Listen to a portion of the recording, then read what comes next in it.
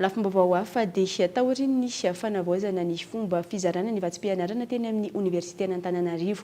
Maro amin'ireo mpianatra no misafidy ny tsy ampiasa ny karta natokana angalana vatsim-pianarana avy amin'ny positra. Anton'izany ny aya sy ny tsy fahatombanana hita raha ny fanazavana voaray. Efa mataonan'izao no ny andraikitra ny fizarana ny vatsim-pianarana ho an'ireo mpianatra iny amin'ny université ny teo anivon'ny positra malagasy.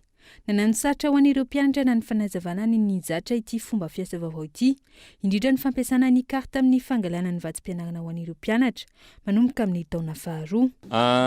Raha ny resaka fizarana ny bourse no resahantsika, ny mpianatra première année eny amin'ny université ireny zany aloha dia mbola amin'ny alalan'ny poche monnaie, zany hoe paiement de masse no anaovantsika ny fizarana ny bourse zareo.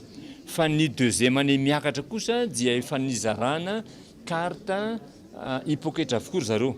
Ny deuxième année vaovao amin'ity taona ity zany dia omena carte hipoketra avokoa reo mba ahafahan'izy ireo mandray ny bourse an'izy ireo amin'ny alalan'ny carte. Raha nanontaniana ireo mpianatra teny amin'ny anjerimanontolo, maro amin'ireo mpianatra no misafidy ny aka ny vatsim-pianarana toy ny fomba teo aloha na eo aza ny filaharana.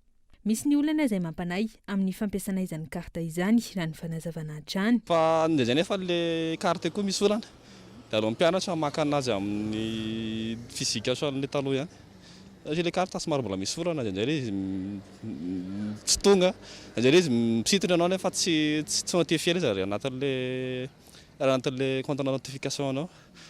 Dia manamana koa zao mbola alaiko amin'le fomba fakanana azy taloha ihany. Manana fa tsy dia mampiasa an'iny mihitsy fa na alaiko amin'le fomba taloha mba tsy sin'olana. Io moa raha misy olana mbola sarotra be eo ny ahafahanao rapporter ny problème iny ho any ambony. Dia aleo manaraka an'le taloha mba tsy sin'olana. Za zao io 5e année dia nanomboka tamin'ny licence nahazo an'le carte. Fa mbola tsy nampiasa an'izy mihitsy hoe nahazo sitona izy tamin'ny banque. Mbola tamin'le fomba normal ihany nakako anazy.